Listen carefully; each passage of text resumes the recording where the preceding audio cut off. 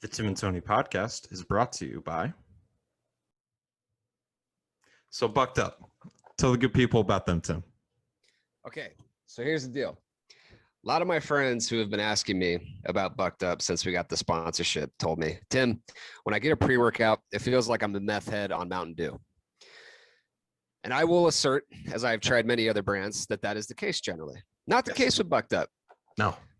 And particularly not the case with this little product that I just started using. It's called Heat Hardcore. I started using it because I started a cut yesterday.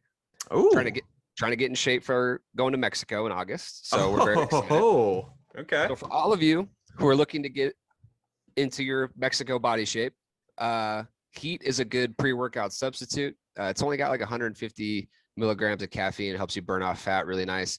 Or just going for the traditional pre-workout where they have a bunch of delicious flavors. I have a huge ass stack next to me. The chai spice is incredible. Yep. Oh, and there's another product of theirs that I didn't try until I was sent it. Is those racked BCAs are Oh my God. life-changing. Those are awesome. So the rack BCAs are fantastic.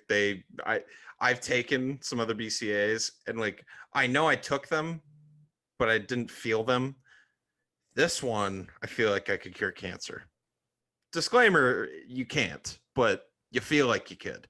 The Pumpocalypse, oh boy. And if you use that in conjunction with the pre, you're gonna have a fun workout. So that's to say, there are plenty of options at Bucked Up Fruities, and we're not even talking yet about the protein and the meal replacement protein. Both of those are very, very delicious and lean. So, Tim, why don't you tell us about that promo code? Promo code. Again, go to buckedup.com. You can only use this online. You cannot use this at any in-store location. Go online to buckedup.com. The promo code is TNT20. That's spelled TANDT20 for 20% off your entire order. You can order one product. You can order 50 products. It's 20% off the whole damn thing. So go to buckedup.com today and let's start working towards those Mexico bodies. Yeah. Use those supplements. It'll change your workout, change your life like it did us. So let's talk about Title, Tim. Why do we love Title so much? I've got a Title sweatshirt on right now, and it is by far the most comfortable thing that I own in my entire closet. I absolutely love this hoodie that I have on, and they make the most comfortable gym attire that I've ever worn, frankly. Tried out a lot of brands. We're not going to name them on here, but you know who they are. Absolutely. And these guys make by far not only the most comfortable feeling clothing, they make the best looking clothing.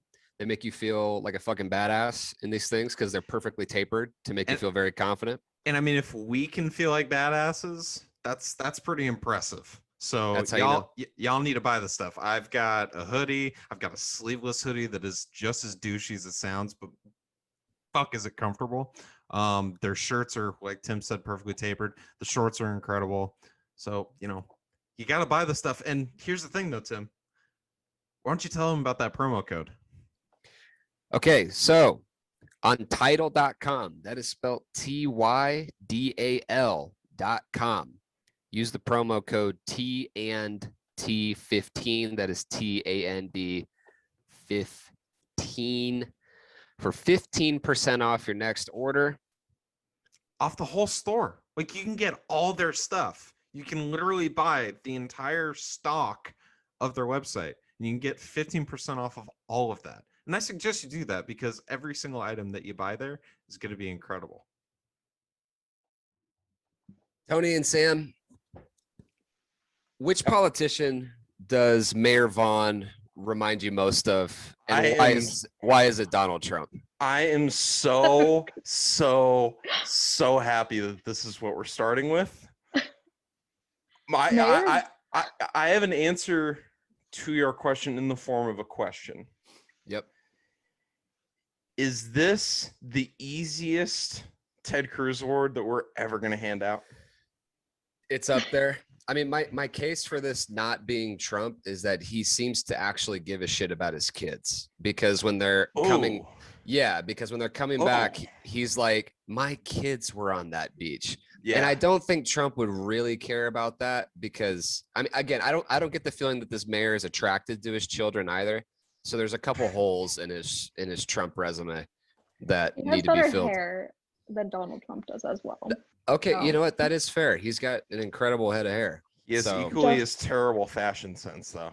What's actually, there's another difference between Mayor Vaughn and Donald Trump. Mayor Vaughn gets a second term. Oh, that's right. If you watch Jaws 2, he's still the mayor of Amity. That's right. He gets a second term. Well, we don't know if Trump gets a second term. We still have to wait for that one. Well, as of today, May 30th, the recording of this podcast, Donald Trump lost. Yes, that is a fair point. And there's still recounts going on, so we'll see, you know. God. So maybe it's not Donald Trump who he's most similar to. Yeah, maybe it's more like DeSantis. He might have a little DeSantis in him. They've got pretty similar fashion sensibilities. Yeah. Anyways. Great, but... Yeah. So on that very somber note, Elvis Monroe, please play us in.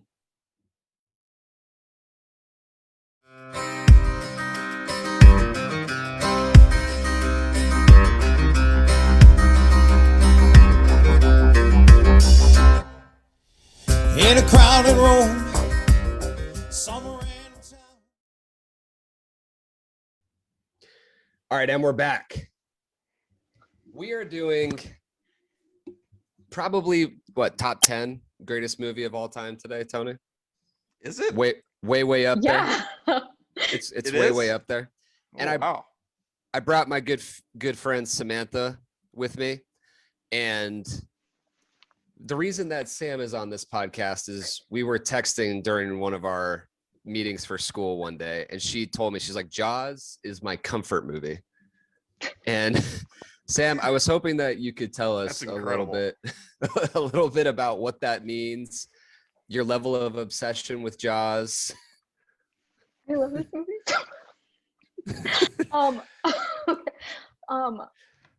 To preface every single story that I tell about how much I love Jaws, it always starts with, I'm literally terrified of the movie poster. I can't look at it. It makes me, and I've spent my entire life running into it in stores and crying. So I was like a really annoying 5-year-old to take places because I'd start crying in Target for no reason. And then I finally saw it and I was like, hey, this isn't scary at all.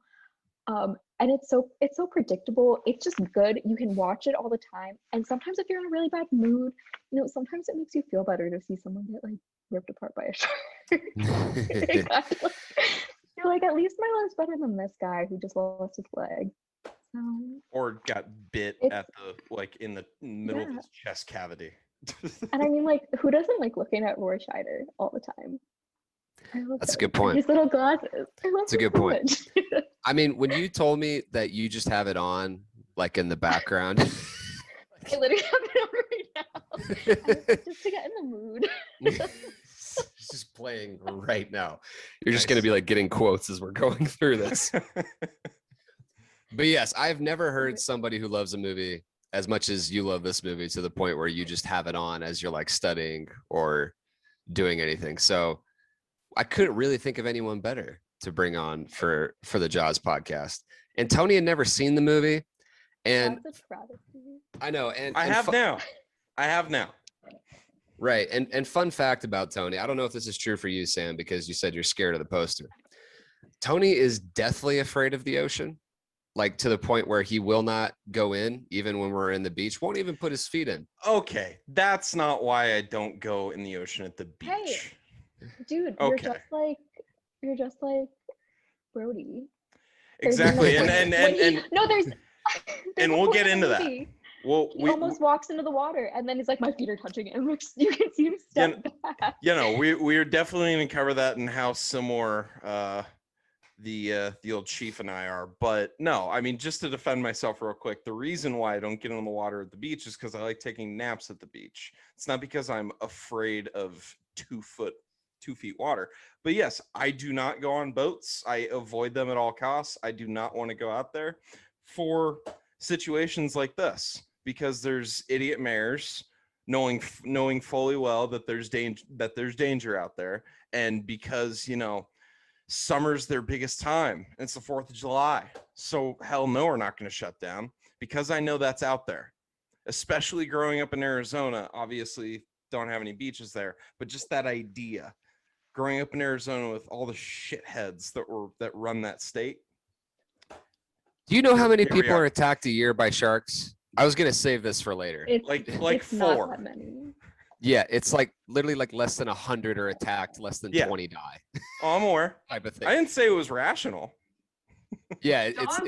it's not. Jaws actually did create a huge panic about shark attacks and actually led to people killing sharks. Yeah. So it's based on this novel, which is like not very good, by Peter Benchley. Wait, have you and read it? Yeah, it's like the movie's a vast improvement on this book. That's what I've heard. Yeah, I've never read it, but I've heard that. Yeah. It's not really worth it. But I had to read it once just to find out. Of And course. Peter Benchley, the author, has since been like, I'm so sorry for writing this book. Like, I feel really bad. And he like committed the last like 10, 15 years of his life to shark conservation. Wow. Because he I mean, felt that's so really bad about what interesting he really like, because that was one of my thoughts too. As like I was going through this, is like the one guy that should be like, hey, maybe we shouldn't kill this thing. The scientist, Cooper, I think his name is just Cooper? like all Hooper. hands on deck. He's like totally on board. Hooper, right? He's totally on board with just going and killing this thing out. Oh yeah, I mean, it he's looks down. like there's several hundred miles away from the coastline at this point, and he's just all about killing this thing. Yeah, like, oh, it's absolutely gonna come back because of what was the theory that they were talking about, like breeding theory or something. Territorial. Yeah. territoriality. Territoriality. And he was just absolutely convinced of it, and so he's like, yeah, we're gonna go so far as to bring pressurized air canisters, throw it in their mouth, and shoot it to kill the damn thing. It's incredible. It's just incredible. You said that the movie was predictable, and I agree for the most part. I did not see that being the method for how they were going to massacre this shark. Smile, you son of a bitch. Yeah, basically. That ending is so much better. In the book, the shark just is about to eat Brody and then dies because it lost too much blood. So it's like, Oh, okay. it's Wow. such an improvement. So you're like, oh wow, they just blew it up, and it's like they really had, they really had to come up with something. Man, Yeah. so they came up with a plot device that's only rivaled by the fuel in episode 8 of Star Wars. Wow, that's impressive. Yeah, he lost too much blood. Like, well, he didn't have to. Like, this is a movie or a book. Like, you could have made it more exciting. But okay. Yep. All right. And it floats to the bottom, and then it's like, and Right. Nice. And I'm going to talk Directed by about Steven Spielberg. I have such a huge problem with the last 2 minutes of this movie. We'll talk about it when we get there, though. So okay. Oh yeah. the mechanical sharks, they're nicknamed Bruce. Finding Nemo paid homage to this idea by naming a Oh. large shark in that Bruce. They're named after. This is relatable to all of us. The shark was named after Steven Spielberg's lawyer. I His name was know. Bruce. I know. Isn't that adorable? I was trying to think, like, That's great. I think I the hope to have a coolest. mechanical shark named after me someday. Seriously, I'm gonna put that on like my vision board or whatever. Get shark named after me, or get something in a movie named after me. Like, I didn't even look up who the lawyer was, but I'm sure he's just been like drinking for free for a while off of this. Each one of those sharks cost 250 grand back in the 70s. Yeah. I And mean, they were- did they have like child labor laws going on? Like, is this an Olsen twin situation? Like, why did they have 3 of them? Well, because they kept breaking and they needed different ones Oh for my different God. scenes. So like Steven, come on, this man. is one of the things, like, so this is his second movie this is his second real movie that Spielberg ever did. But whenever he talks about it, you can see, like, you watch interviews with him and his whole face just goes like, vroom. Just the anxiety. Yeah, because there's a lot of stuff that was going on in this movie. The two main actors absolutely hated each other. The sharks were constantly breaking. They were filming this actually in like the Atlantic Ocean by hand. They didn't have like camera stands. It was super expensive. Stuff kept breaking. It's like even now when he gets interviewed, he gets just like stressed. You can see him like visibly like start getting stressed out about this movie. It's hilarious. I think this is partly what makes this actually goes into why I love this movie so much, is that once you read about how they made it and you realize it was such a, I don't know if I can swear, it's shit a show. fucking shit show. Okay. I was like, I don't know, you can do it on a podcast. Yeah. Like it was a total mess. It went like so far over budget. Like it went months long. And like if one thing were different, this movie could totally suck. It could have been like horrible. Oh my god, yeah. But the thing is that it managed to have all those issues and like work it out in a way that made a better movie. You guys know how much money this movie made at the box office back in It was 1975? the highest grossing movie until Star Wars. Yeah, for a long time. I intentionally didn't look because I knew you were going to bring it up, and I wanted to give you my just genuine reaction. It's going to be an enormous number, isn't it? So this movie, it did go way over budget, and the studio was pissed about it, and there was all this stuff. So they made it for $9 million back then, which is that was over budget. Yeah, that was over budget for this movie because this is like Spielberg's second movie. You know, like they weren't really expecting a lot from this, but it made in 1975 $470 million at the box office, Oh, which I didn't adjust for inflation, but I'm betting today would be somewhere around 7 to 8. Isn't that how much like Solo made? Yeah, like today. Good Lord. It's not even in like the highest grossing movies adjusted for inflation anymore. Right. It's so sad, but I mean, it has been like 45 years. Yeah, because of goddamn fucking. But that's like, what was that James Cameron movie that was terrible? The Blue People. Avatar. Oh yeah, sorry. It was such a forgettable and awful movie that I just intentionally blocked the name out of my memory. The thing with the problem with the inflation stuff with these older movies is that like tickets back then were literally like 5 cents, and tickets have risen faster than the cost of inflation. So this thing made over $400 million getting like a dime per ticket and stuff, like a quarter at like really nice theaters. So that's what makes it super impressive to me. But yeah, it did go way over budget, but I think in the end, everybody is okay. I'm sure it's made well over $1 billion. It's now on HBO Max, and I'm sure they got that for a huge amount of money. It was originally scheduled to come out on Christmas. What? That was their idea. Okay, so they have this entire movie centers around the 4th of July. Yep. And it's a complete summer movie. Movies weren't released in the summer at the time. That was like the dull season. Everyone went outside in the summer. There weren't like TVs and stuff. So people like went outside. Not like I do that, and so they never released movies in the summer, but then Jaws got pushed back and they were like, shit, this movie needs to make money. And it is the first summer blockbuster. And that's why movies are released in summer now.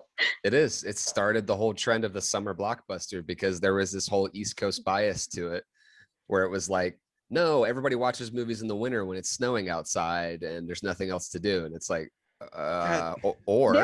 movie studios are so stupid. What were you going to say? As a person from the East Coast, let me tell you, there's nothing to do on the East Coast at any month of the year. There's never anything to do there. Nice. Yeah, I will say the same could probably be said for Arizona for like 10 months out of the year. But yeah, I mean, back east, the little time I've spent out there, that shit is brutal. But it is true. It does. I am from an East Coast Long Island beach town. Oh. Not Amity Island. Well, because it's not an island. Yeah, I'm not from an island. Okay. but I'm from a beach town in Connecticut. So I mean, it is really true. Like people actually like do go and spend time there, and traffic is really bad. Strange, not like LA bad, but not good. Wait, have during you the been to summer. Martha's Vineyard then? No. Okay, never, because that's where this My movie was parents are never actually gonna filmed. take. Yeah, my parents are never gonna take me there because I'd start crying. Like they'd be like Jaws posters everywhere. I'm like, I can't do this. Do they do that there actually? That would be kind of They funny. do. My friend went to Martha's Vineyard once and she brought me back a Martha's Vineyard t-shirt with the Jaws poster on it. And I like kept it hidden in my closet for a long time. Wore it twice, but got like too nervous from looking down at it all day that I like could never wear it again. That's beautiful. I honestly can't believe they do that. I mean, their mayor seems so concerned with their economy. That doesn't seem very smart. I mean, they're really proud of it. I mean, if one of the biggest movies in the whole universe was filmed somewhere, like you want to cash in on that. It's like Groundhog Day. It's exactly like Groundhog Day. Even though it wasn't filmed in that town, they still have like claimed it. Yeah. So I just have to say again, movie studios are so fucking stupid. Like, no one's gonna go watch movies during the summer when people take vacations and kids aren't in school. Like, and it does actually make me feel good to know that that's always been the case. Yeah, because more recently it's been black people don't go to the movies, which is the dumbest fucking thing that I've ever heard of. But yeah, big surprise. Yeah, big surprise they actually do. And especially when you make them good movies and you actually give half a shit about how good they are. Yeah, they actually do go to the movies. But yeah, I mean, anyways, I just wanted to say, John Williams. Yes, my Lord my next point. And Savior. I love that man. And the only scary part of this movie was his score. It's just, it's incredible. And I know I was getting some shit for our last pod that I just kept saying the word incredible, amazing, and all that stuff. You do that. We were reviewing Once Upon a Time in Hollywood, so what the hell else am I going to say? But John Williams, it just keeps getting better and better with him because every single movie he does, he is just he takes it up another notch, and it's good to see where it all started. I'm not sure if this was his first movie, but this is definitely early on in his career, and it only got better from there. Hey, there we go. There we go. For the audio only people, Samantha has an original. It looks like it's not original. No, it's well, we can lie to the people. Come on. No, that looks original as hell. But it's even in a frame and everything. It's the special Blood in the Water variant. Nice. Oh, that's actually really cool. Is that like on your wall? It was. I mean, I just moved, so it's not hung up anywhere. But yeah, I had to. Of course, going back to the fact that I can't like look at the movie poster, I got to buy it because they had a different cover on it. So I was like, oh, I need that. I like it. I love it. I don't have a record player here, but I still buy records as if I have the record player that I have here. They're cool. But it's just, I mean, as a fanatic of this film, I needed it. You need every piece of memorabilia. Do you know what Spielberg's first reaction was to hearing the score? He was like, "You're kidding." Yeah. Yes. He was like, "Yeah, that's a joke." Yeah. What is it actually? He thought he was fucking with him. What? He was like, "Wait, what's the real score? This was cool, but like this is funny. What's the Steven? real Oh my guy. There is Imagine. a little artist at work. Oh my God. Come on. Imagine if they'd actually rejected the music and made him come up with something else. This movie would have flopped.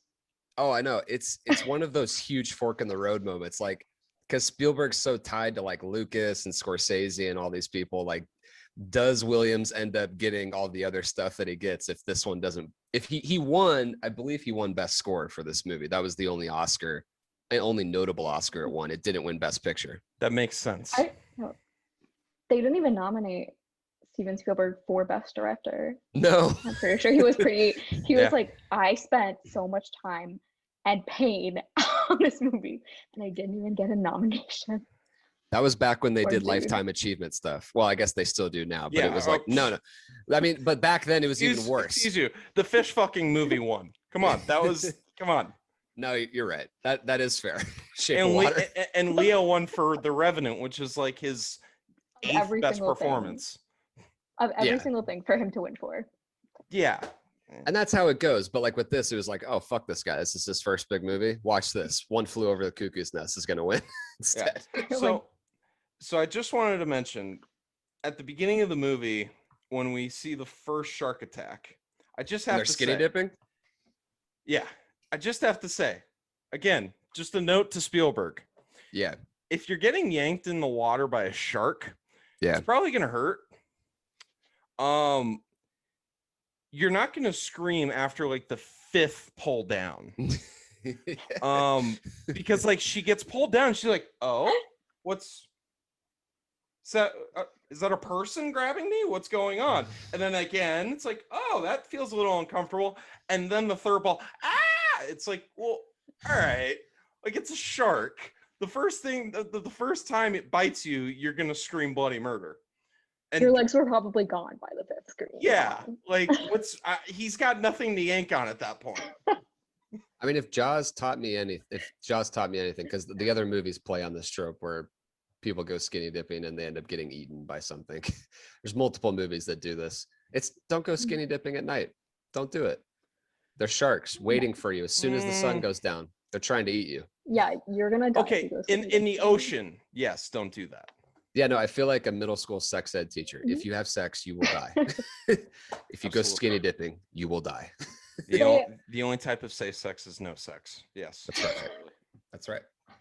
There's a different Steven Spielberg movie that actually I think was a flop, 1945, and the beginning of the movie mirrors the beginning of Jaws. They even got Susan Backline, I think was her name, who was the first victim, to get like skinny dip in the water and then have a submarine go underneath her. Never seen it, but that's cool. That's interesting. I would watch it for that one scene. I like it. So, and then I have to say, we meet the Chief Brody. The Chief.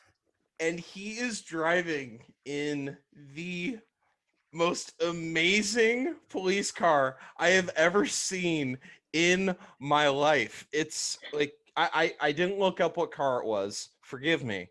But it's like it looked Chevy. Yeah, it looked like a Chevy Blazer, but with a tailgate. Yeah. But it didn't. That is have actually a what top. it is. It's easily the first convertible police car that I've ever seen in my life. It's incredible. Their budget in this town is incredible.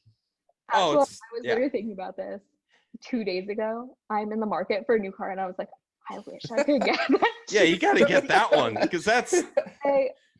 I know my other favorite thing is movie trivia. So here's another fun fact. Yes. In Stranger Things, Hopper is the guy in Stranger Things and Hooper is the guy in Jaws. Yep. Their outfits and his car are based on Chief Brody's outfit and his car. That's beautiful. That's awesome. That's like I think his police outfit has like the same shaped patches on the side and stuff. Nice. It's an homage. It's just unbelievable. So we get the first shark attack. So then we get Chief Brody. We see his car. He's driving around. He's having a good time. To the point that Tim said that the town has a pretty high budget. They might have a high budget for their cars, but they definitely don't have a high budget for beach clothes signs. So no, but I'm just saying, real quick. Like his house, the chief of police's house, he's got like an oceanfront view with his own dock. That's like a multi-million-dollar house. I was assuming that he just came from money. That's what I had in my head. It was like a Billions type of situation where, you know, the person working for the government actually comes from money.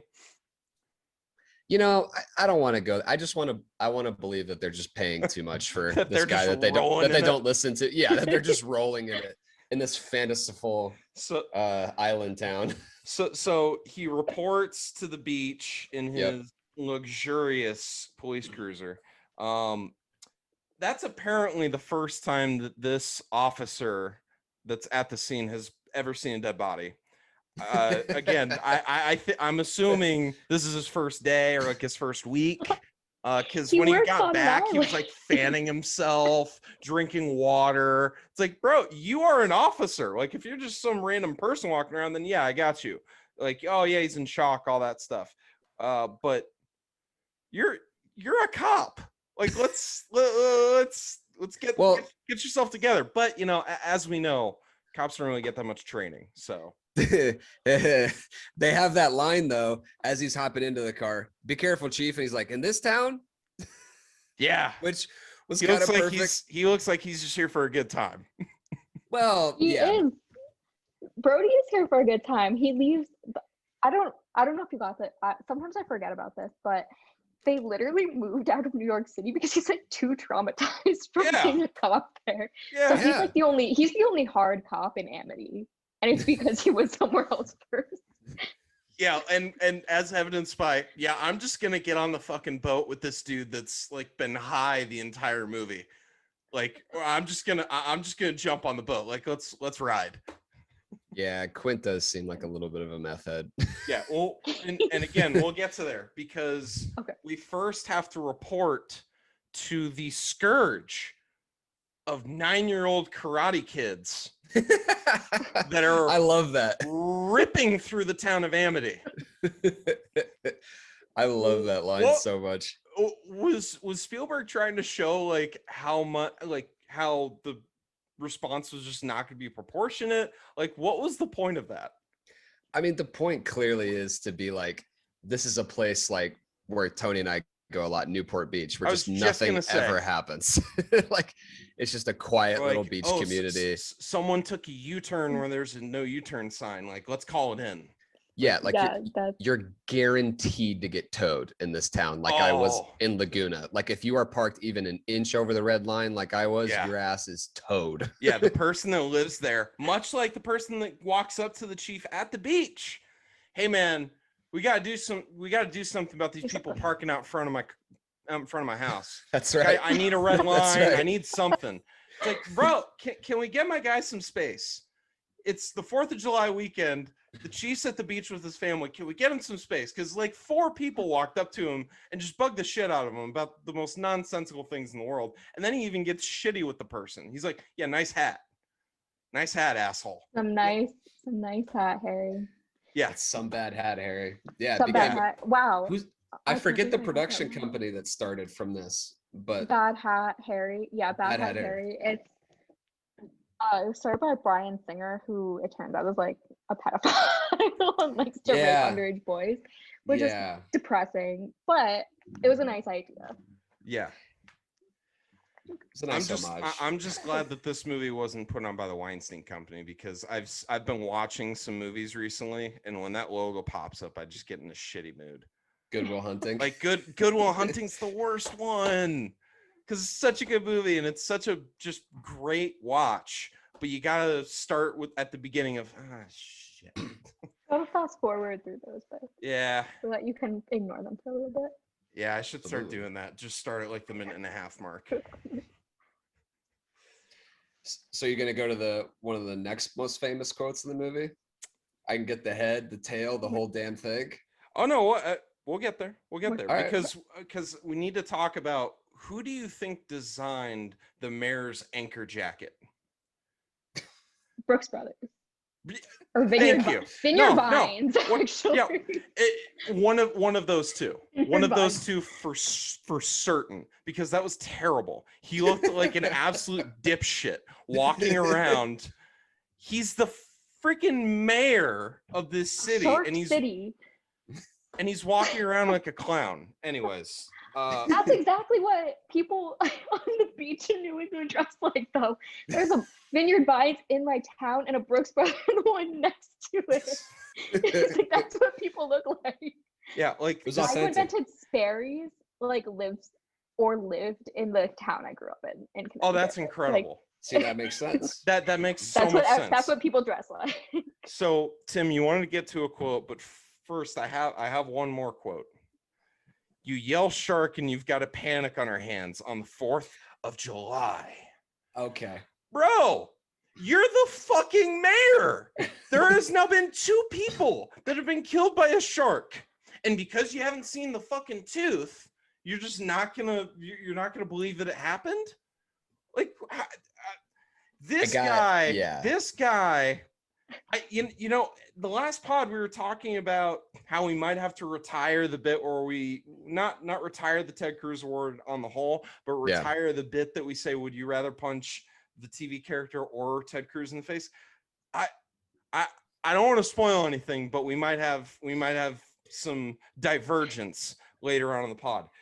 He's worried about the optics. You should be worried about the 2 kids that are dead. Well, I mean, it just gave me flashbacks to that interview that Trump did where he's like, I always like playing it down. I still like playing it down. I was like, oh my God. Mayor Vaughn would handle coronavirus exactly the same way Donald Trump The did. exact Oh my same God, way. yes. Oh my God, yes. Definitely not wear a mask, but I think Mayor Vaughn would probably die from COVID. No I question. don't think he would be in like great health, and I don't think he would have great health. See, here's the thing though. I think he'd get the just best healthcare in the world, and then just say how it's not that big of a deal. Like, I think he would honestly do exactly what Trump did. Like, oh no, it's not that big of a deal. Yeah, when you have 24/7 socialized healthcare, yeah, it's not. You got nothing to worry about, my guy. But anyways, you were gonna say Unbelievable. No, I was just thinking that he was going to have a Herman Cain from like going to a rally, and then he seems like that kind of guy.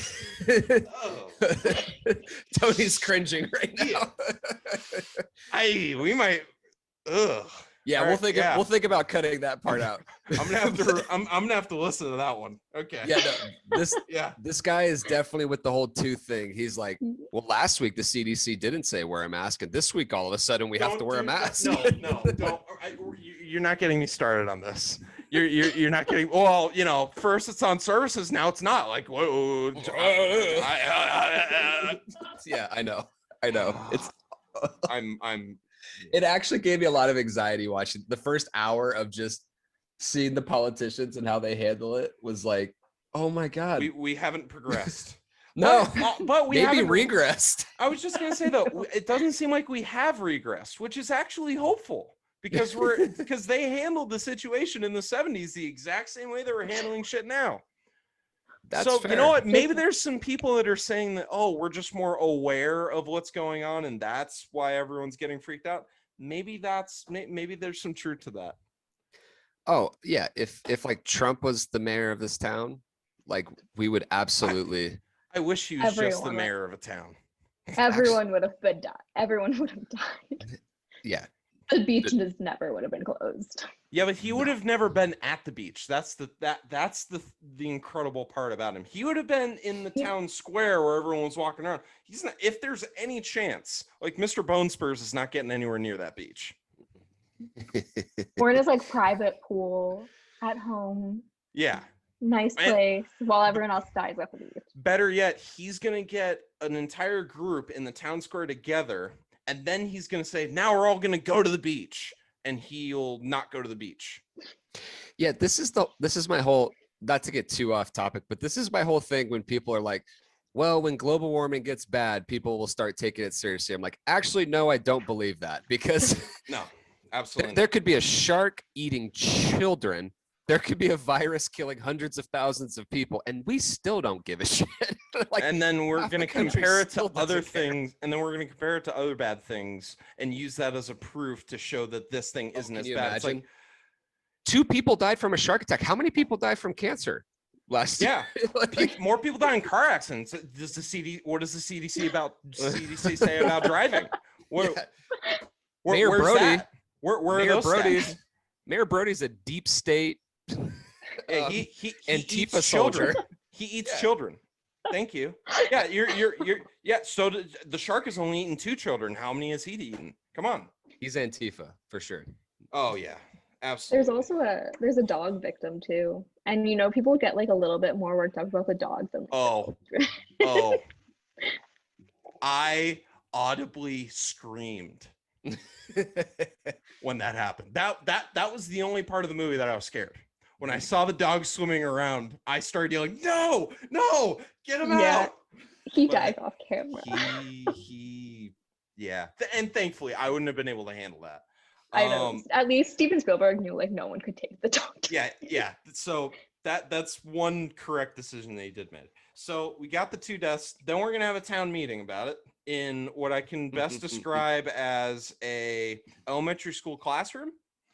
Again, it's an island. They don't have a lot of space. It's an island, and that's probably the first town meeting that any of these fucksticks have showed up to. So, there you go. So we're making jokes. That's good. We're making jokes about the reward, which is solid. And then the worst decision that Steven Spielberg makes in this entire movie. My guy, I am listening to this movie because there are other people in my house. I am listening to this movie on pretty nice headphones. I do not, I repeat, I do not need to hear nails on a chalkboard. I don't. I damn near No one threw needs up. to hear that. No one needs to hear that. It's perfect though. No, because it's I mean, not. back It's back awful. then, how are you going to get someone's attention? Like, Yeah. Everybody's He's just not gonna stand up to get their attention. Yeah. He just has to do the most annoying thing possible because that's who Quint is. plus But he's impervious to pain. he is. Like, that guy had to get chomped in half for me to even get a reaction out of the guy. But that guy being Mr. Quint, who in my view is the MVP of this movie. He's the one that's doing he is the person that is giving the best acting performance in the entire movie. This dude is on an island on his just by himself. If you haven't seen The Morning Show on Apple TV, he's Billy Crudup's character. He's acting in a completely different thing. He just took 3 rails of coke and he is just going for it, and I love it. Richard Shaw was actually like he was an alcoholic, so he showed up drunk to set a lot. Actually. He was clearly drunk perfect. in And multiple scenes. Perfect. He died like within 5 years of this movie being made Oh, because no. because he was such a bad alcoholic. Oh No. no. Which is not funny, but No, not at all. that's not funny. Yeah. But yeah, he seemed like he was in a different movie because he kind of was. Damn it. He Yeah, he was was in a completely different movie. That's That- Bad Actually- shark hunter though. I don't think he's very skilled at hunting sharks, in my opinion. We'll get to that. He didn't have a Because boat big enough to chase the shark. Yeah. So, and by the way, real quick, I knew that quote was from this movie. I thought that they heeded the warrant. Anyways, we'll get to that. Yeah. Know they do not get a big boat. No, they absolutely do not. So I just have to say, Mrs. Chief, what's the Brody, Mrs. Brody? Oh, She is, Ellen? yeah. I love her. In every scene, she's trying to help the mental health of her husband. She's giving him whiskey. There's the quote, "Want to get drunk and fool around." Like I love that energy from her. That's exactly what I need for my guy who's just stressed out in a million different ways. I mean, she's caring. She reminds him to take his Dramamine later. that's right. She does. Did you take your Yeah. Dramamine? Yeah. I mean, he's stressed, but like, that just goes to show how easy his life is. Like, one thing goes wrong in this town, and he's drinking away his sorrows. He is. Like, he cannot handle it. Yes. So He's like, then why did I leave New York? Yeah, exactly. Oh yeah, just like I mean, why'd you go to Martha's Vineyard? Like, what just a terrible idea. So then we get the guys that go out on the boat. Oh, come on, the chief lives on the other side of the island. We'll be fine. And all I have to say is the natural selection missed on 2 people that day. It failed. It failed us. This is true. I mean, when Hooper shows up and he's like, they're all gonna die. That was, I probably said that like 100,000 times during the pandemic. Whenever you would see some older gentleman or lady just walking around, breathing it in, maskless here in A Arizona. mask like right here. But Yeah. not over the nose. Because there was never a mandate here, so they were just walking around with it. I was like, Yeah. all right, man. Like, good Yeah. luck to you. I hope it works out. I really do. Well, like Richard Dreyfuss comes in hot. He does. He comes in hot. He's just like, you guys need to get the people off the beach. This is what's going on. You guys are just stupid. You guys are handling this terribly. And he was my spirit animal in this movie because he comes in and he's just screaming at people and he's trying to get shit done. And I appreciate that. Okay, but he's also like, hey, it's nighttime. Let's go hunt this shark. I'm gonna jump in. Let's bring the wine. Because I didn't know what you guys are going to be serving as I came to your house uninvited. I brought a red and a white. And then, hey, Chief, are you going to eat that? Like, I'll just take it. You're good. Doesn't look like you're going to be doing much eating. Yeah, he delivers the line that I would have delivered had I been. You're going to ignore this problem until it comes and bites you in the ass. Oh, yeah. Oh, yeah. God. You're going to ignore this particular problem until it swims up and bites you on the ass. Just perfect. Here's another book twist and why the movie is infinitely better. Mrs. Brody and Hooper have an affair in the book. So I had that written down. Their chemistry was crackling. She was laughing. He was, taking the little sips and staring at her. Oh my God. I thought they were just going to go at it right there. They had an affair in the book, but they cut every subplot from the book out, which made it like an infinitely better movie. Like Mayor Vaughn won't shut the beaches down because he's in debt to the mafia. What? They should have definitely brought that up. That would have made sense. Steven, come on.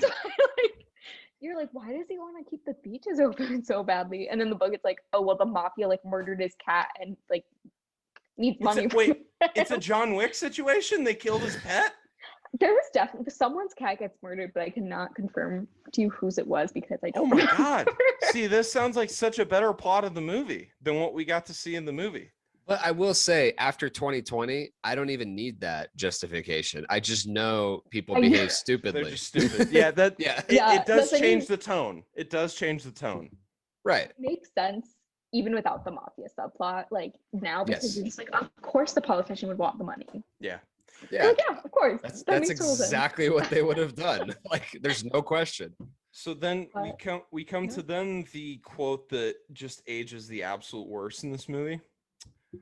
I can do anything. I'm the chief of police. Oh, yeah. Oh, it's a shame how painfully true that is. And that's that we can move on from that. Oh, come on. We're not going to do the shark cutting open when he's like, the shark was in southern waters. You can tell because of this license plate. Oh, no. Oh, yeah. No, I was saying that I'm not, I feel like I've done enough political stuff as of yet. So, I'll just let that sit there. I don't think it's a surprise as to where I would take that. So yeah, we're just cutting the fucker open. Yep. I love it. And he's just like, yeah, that's Mediterranean. That's some Mediterranean fish right there. That's right. And then there's a whole ass license plate that they went to the trouble of like bending it and putting some dirt on it, but it's been in the guy's small intestine. You're not gonna like decay it. Anyways, I mean, I will say the one part where Hooper, I keep saying his name wrong. Yeah, it's Hooper is kind of wrong. He's like, we need to cut this shark open right now. And this is where the mayor has the only right thing. He's like, I don't want a child just like strewn on this deck with his mom right here. It's like that's the one time. That's the one time worrying about optics actually saved him because you know what you know what it was fair. Trump actually has a good point. The airports the airports do need work. Right. Okay, like we don't even really take much else from this except for this one thing. He is right. That scene has my favorite line in the whole movie is when they have that shark hanging up on the dock, and the guys at the like fat old farmer like fishers are talking about. They're like, "Oh, what do you think this is?" And Richard Dreyfuss is just like, "The tiger shark," and the other guy's like, "Oh, what?" That's right. Like he's never heard of it. The delivery of that line is the highlight of this whole movie. A what? And that is what, like, I'll rewatch it any day of the week Yeah. to get to that line. It's The so chances that these bozos caught the actual shark is 100 to 1, which I actually 100 to thought was a 1. little light. Yeah. 100 to 1, Martin. I do love that. Yeah, because that was like a C-3PO moment. I appreciate that since we're in like that family of directors that we got a little moment like that. But so then we get the mom's quote. The mom's quote, whoever that actor is, that woman can act. You knew, or you know, all those things, Oh. but still, my boy is dead now, and there's nothing you can do about it. My boy is dead. She comes in hot. I think she got- came straight from the funeral too, because she had like the black veil and black. everything. All Yeah. black. I was like, wow. She was like, I just went to my son's funeral, but I can go slap the chief of police in the face real quick. I was so hoping she was gonna hit him. Well, she does. No, I know. Yeah, That's what I'm saying. I was waiting for it, and then I saw her cock back. I'm like, oh yes, I got it. So I'm pretty sure she actually, like, the actress like actually slapped him because he was like, "I'm not getting it with the fake slaps. I just want you to really hit me." absolutely, That actually makes sense. that's absolutely the way to go. So And then the mayor's just like, "I'm sorry, Martin." She's Yeah. That's right. He's like, no, she's not. and then the mayor, we find out that the mayor, though he doesn't care about shark attacks, he very much cares about defacing a sign. That's And right. within 30 seconds, we got motherfuckers up there painting. We like, you want to talk about a budget? They got painters on call, ready to go. That was like a really elaborate island sign as well. Yes, it was. So yeah, you know they're swimming in money and amity. There's actually, they totally are, because there's the one guy at the beginning. He's like, "Oh, well, my parents moved off the island to Greenwich, Connecticut. You're swimming in boatloads of money if you move to Greenwich, Connecticut." Absolutely. It's probably true. A lot of good property taxes there. They're collecting. So, Sam, you've seen this movie far more times than either Tim or I combined have. I have to ask, has there ever been a time that you've watched this movie where you're very much hoping that Richard Dreyfuss and the chief don't get on the boat with this guy? No, sometimes I wish that Richard Dreyfuss like died in the movie Kind of with you. for a little more drama, but Okay. I just like every time I like look at Richard and I'm like, "You're gonna save the day, bud. Have a good Yeah. time." You got this. I mean, I think you're right with the Dreyfus thing, because the only reason I think they kept him was because the ridiculous kicking back to shore thing. I think it would be even There- more unrealistic if it was just the chief out there. So, And if there's all these sharks swimming around, there's a whole bunch of blood in the water, guys. What are the odds that there's going to be get me C-3PO on the odds of where there's going to be another shark? what happened? What actually there is a so in the in the book, Richard Dreyfuss does die because he has to. He had an affair with the only good character's wife.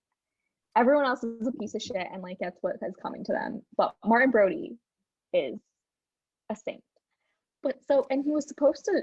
We'll get to this later. We'll probably get to this later too. But when Richard Dreyfuss goes into the shark cage, he's supposed to get eaten by Bruce down there. But so that scene actually uses like real shark footage. And there was a dummy in the cage, but the real shark attacked it and the dummy fell out of the cage. So they were like, but the shot's too good. So they kept it in and they were like, I guess you survived, Richard. Yes. Yeah. that's So why he pops up red with yes. yeah. So okay. Yeah. There's not much that really happens. There's like some action scenes on the boat, all that stuff. They swap some war stories. Oh, But come on. But I'm ready to talk about the cage. No, I'm not. No, Do- you do- can't no. You can't Okay. you can't Okay. skip over it because that's one of the probably the most famous scene. Okay, My- go It's go movies ahead when because sitting there I'm gonna swapping get I'm gonna get primed to talk shit to whatever manufacturer made that stupid ass cage. So go ahead. Go ahead. Before we get to the USS Indianapolis speech, I also have to shout out my favorite shot in this whole movie is when like Brody sends his kid off to the pond and then that random guy comes by and then he falls in his boat, the shark goes and gets him and his leg just floats down to the bottom of the ocean. And that's the greatest shot in this whole movie. And I was eating during that part, so that was incredible. That was great. That was perfect. I mean, the scene on the boat. First of all, I've looked into this. I couldn't find out if any of them were actually drunk, but they're doing a very good job. Robert Shaw, of course, was always like a little bit drunk. Right. He showed up like totally smashed at least one day. And like the first time they shot the scene where he like does his Indianapolis speech, he showed up like totally hammered. He was like, Steven, like, I can do it. Like, let me just drink. It's fine. Totally fucks it up, obviously. And then he's like, I'll come back tomorrow. Sober. He was like, yeah, I'll come back tomorrow sober. That's perfect. And then totally nails it. But I think it's probably safe to say he's drunk. I think it's I was gonna say it's safe to say that he's at least buzzed, but that's the thing is that like if they were all drinking in that moment, it makes sense that his character is the only one that's able to deliver this like soliloquy about the USS Indianapolis or whatever the fuck he's talking about, as they're just like pulling up their legs and like I got this one from Nam and just stupid shit. Like Yeah, Tim, the unbelievable. YouTube audience is very happy that you just showed that you haven't cleaned your feet in about Oh 2-3 yeah, I'm weeks. sorry about That was that, good. YouTube audience. I had to walk across the street to the mailbox like a second ago. Yeah, I apologize for that. Just as a reminder, when you take a shower, make sure you take some soap, wipe the bottoms of I those got feet. you. Behind the ears too. Like make sure you get all the spots. Yeah, no, I'll get a washcloth. Thank you. Can we talk about just the random things that are on this boat? Like he has baseball bats like underneath. Got like a katana. I'm sorry. This dude's like a 22-year-old ASU like frat bro. He's just got katanas on his wall. Every time I see the boat's quints. The katanas are quints. Yeah. No, I know. But, when you said 22, I was like, that's not Richard Jackson. Yeah, no. I mean, before we get to the shark cage, Tony. Yeah. Quinn is a bad shark hunter. Well, yeah, he's not good at this. He makes mistakes just constantly. And the biggest mistake, okay. I am not abreast of all the maritime law that there is out there. I'm pretty sure that breaking your Mayday phone has to be. And if it's not, that's a effing mistake. But that has to be some violation, some code violation at least, of just smashing with a baseball bat randomly on your boat. The one way that you can contact the Coast Guard if there's a shark, which I'm pretty sure you're supposed to do. It's beautiful. The calmness. I have absolutely no idea why he does that. He's just He wants the money. Crazy dude. He wants the money or he wants to die. And he got the one. Yes. Yeah. He's just nuts. He breaks it and then he's like, oh well, then he drops the bat. Like it happened to him, not like he did it to himself. I wish they'd been able to do this. Steven Spielberg's plan for introducing Quint was to have him in a movie theater watching Moby Dick when Gregory Peck like dies in Moby Dick and like laugh about it. But just laughing. And which of course like he is the Gregory Peck character. Yeah, he is. But when he like asked to get permission to show the Moby Dick movie, Gregory was like, I hate my acting in that movie. You can't use it. Oh, you dick. He was like, I don't like it. He was like, no. So Big mistake on his part. so we've been talking shit about Quint. I will say that dude has got some hip fire accuracy. That dude, Yes. he shot the shark 3 times with this harpoon from the hip. He didn't no aiming necessary. He's just like pop and just boom right That on. was impressive. I do love that this trope in this movie that like at one point they're like, anybody with a gun and a boat, find them. Like, we're just gonna go out and start shooting at this motherfucker in the water, which isn't gonna work. Everybody's like shooting at the shark. I'm like, you guys, anyway. But Like, Quinn's none whole of them. thing with the giant ass fishing pole. Oh, he's yeah. got at the very, and he puts on this like backpack or whatever. And to you strap him and to you this have chair. to put that little board up. That's right. That's right. He gonna be throws what it up. keeps you from flying into the ocean. It's From a beautiful. great white shark pulling you. The little board that you're gonna get to put your drunk ass feet on. Chef's kiss. Yeah. That whole scene with him sitting there at the fishing pole as Brody's throwing chum out in the water is just, I love it so much. And then he just roasts his engine. Just absolutely. That's the biggest thing. roasts His engine. That's the worst part. Oh, coming from your engine compartment. And he's just like, nah, let's redline this motherfucker. Let's just keep going. Let's take it back. I want to break the dial. Let's go. He's terrible. He She makes can handle every it. single mistake. He's like, smoke is already coming out like 15 seconds of runtime. Before he even Before- gets to 30 RPMs. Right. And then he goes past 30. It does the dial doesn't even go past 30. And it's fucking going. I love Quint because he's such a good actor, but he's a meth head. The guy has no idea Absolutely. how to do anything in this movie. If they don't sent bel- him out alone to do it, he would, I mean, obviously nothing would have happened. He would have just died again. He wouldn't come But back. truly, I wonder what was the thought process when Marbury's like, we're gonna hire Quinn. Like, what has he done that makes you that confident in him? I know. He What- just what- basically what- said what makes him different from the other idiots that were like going out there. And it's not like the mayor's made any good decisions in this movie, except for the, hey, let's not cut out the shark, right now in front of everybody. Other than that, he's been pretty much an idiot making wrong decisions the entire time. So, it's definitely in character with him. Yeah, literally no one in this movie in a position of authority knows what to do, No. except Brody. He doesn't know exactly what to do, but he at least has he's like, okay, I can find someone who does know something what to do. Yeah. And then all the people he contacts don't know what to do, but I mean, he gets points for trying. So I also love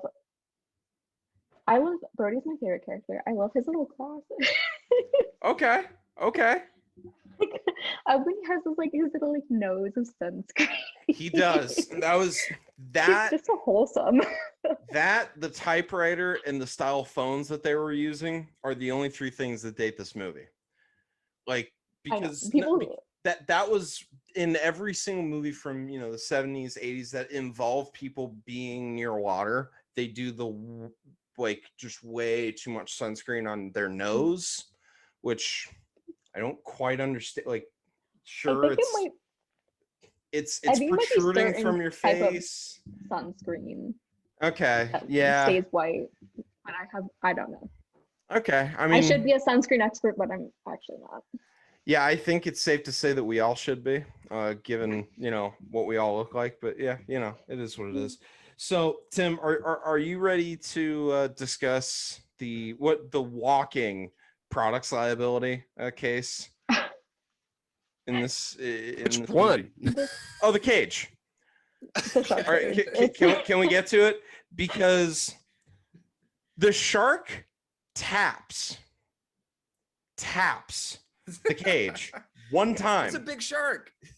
Taps it one time. It's a 25-footer. It's a shark cage.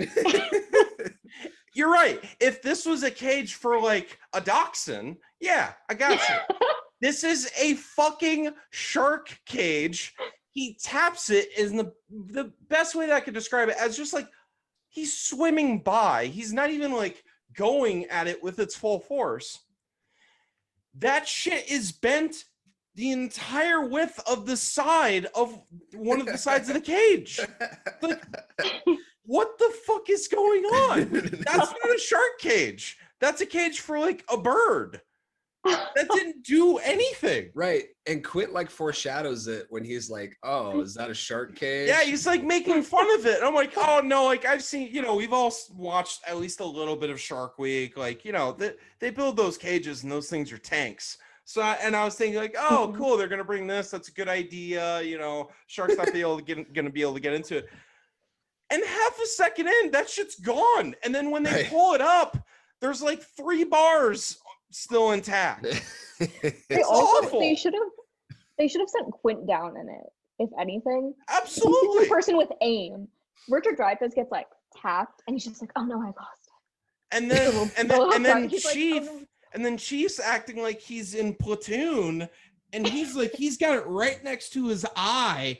And by the way, it's not recoiling at all, but it's right next to his eye, and he's still just miles away from a shark that's like 2 feet away from him. It takes him the whole damn clip to hit the shark. He was thinking at the same time, though. He was moving a little bit. I will not. I guess. That you criticize. Well, like I don't know how many bullets that rifle has in it, but I'm just guessing it's not up to snuff. That he took a lot of shots and didn't have to reload. I'm not saying, I'm just saying. And I don't know. Again, I don't know what the applicable maritime law was because they were out there. What you're doing right now, Tony, is my least favorite thing. Is when we talk about a character using a gun on one of these episodes and somebody decides to comment or message one of us, that's not how fucking guns work, you dipshit. It's like, okay, fair enough. Tony and wait, whoa, what? I have had multiple gun enthusiasts message me after we have been like, no, that's not how guns work. He's like, you don't know anything about guns. Actually, they can blah, blah, blah. I'm like, okay. Oh, okay. Yeah, you're right. I don't know a lot about guns. Yeah. But I've played enough Call of Duty to know that there isn't a gun out there. There isn't a rifle out there that's got like a 50-round mag. I know that. Like that comes on some ARs, that comes on some SMGs. That doesn't come on a hunting rifle. You might be right. I'm just saying, I don't like these people. I don't like these types of people in my DMs. That's all I'm saying. Hey, you know Every what? single episode needs to come with a disclaimer. Does not actually know about guns. Absolutely not. These people, they start commenting at me. At me next time, and I'll go blow to blow with you. Let's go. It's the fucking emails, dude. Like ever since we started putting out the email and I need to start checking that thing. Oh, that's Yeah. great. People are actually sending in like comments. Oh, this is great. I mean, that's the thing, is that all of like the positive feedback we ever get is like in person, and then we just get emails from people who are like, fuck you, And that's true to liberal life. snowflake. Yeah, that's true to life. And by the way, I am 100% a liberal snowflake. I'm perfectly fine with that. But I'm battle hardened because 90% of my family is not a liberal snowflake. So I am primed and ready to go to hear all your gun takes that we're walking around with 60-round hunting rifle mags. That's fine. But then he finally connects and explodes an oxygen tank and completely, murders this shark that, wasn't harming anybody really. until they started bothering them. So I don't know. By the way, we don't know that was the shark. We don't. We have no idea. There is not another shark like that in those waters. That's right. There's But that's not what another. they also say about the tiger shark. Right. Yeah. Um, Again, get C-3PO on the odds of that being the shark. I'm pretty sure Mythbusters did an episode about the boat shit they did in this movie, and like all of it was not possible. Oh, Like God, yeah, they were like, you cannot blow a shark with an oxygen tank. I realized when I was watching this movie the other day, as I always do, I've seen this movie probably 50 times, and I still have no fucking idea what they're doing with the yellow kid things. Aren't they tracking it? I But guess at the end. I guess. Yeah, but like But at the end. they keep popping up. Like what? Yeah, it was I never confusing Oh, to me too. and I think it's like forcing the shark up. That's what they think is gonna happen. Yeah, because they even say like, oh, maybe with 1 or 2, but not 3. He's got 3 on there now. He's not going anywhere. I All think right. it's like when they come back up to the surface, I'm like, did he detach them? I thought himself? that's like, what is was the shark going so on. strong he's just detaching it? But then they're trying to trap him? But then they start moving. It's like, oh shit, okay, still on. So yeah, I truly have. Yeah, so I've seen this movie like 50 times, and I have no idea what's going on. But Yeah. And I don't think It's anyone on still the set did incredible. either. So, I don't think you're alone. oh no, they were just like, let's get done. Let's get what we need Yeah. and let's get the hell home. Like, no, I can't. I still like. They literally were like, you know what? Let's just go into the Atlantic Ocean. Yeah. This is gonna work. You're gonna have to deal with the Haven't done it. weather and the lighting. You can only do it sometimes. Yeah, because wasn't that one of the other things they couldn't shoot for like 2 weeks because it was too cloudy? Probably. Yeah, they went into my There was all computer, sorts just of went problems out with into the ocean. Just The sharks But also that's part of weren't- what makes it so cool. Yeah. The sharks weren't supposed to work. I mean, they didn't work in water, but they definitely weren't ever supposed to go into salt water. Oh. There's only one left. They made 3 for the original movie. For the movie, they trashed like 2 of them right afterwards because they never fucking worked. And the 3rd one is living in LA now at the soon to be opened Academy Museum, and I can't wait. Aw, nice. that's, Um, they actually had the foresight to say it's one of them. yeah, the thing is, they like got it from. It moved around for a little bit, but it was like a fucking junkyard. Just like it had to be like really refurbished because they just like got rid of them. I guess do whatever. We don't want to see it again. So They were like, this movie's gonna flop. yeah. And you know what? If it probably should have. Anyways, No. I have to ask. So the deal was that if Quentin is the one that like if they go out and they kill the shark, he gets paid. Does he get the money? Does his estate get the money? Does the chief get the money? Not that it seems like he needs it with his house. Does Richard Dreyfuss get it? Like, is it going in probate? Like, what's going on here?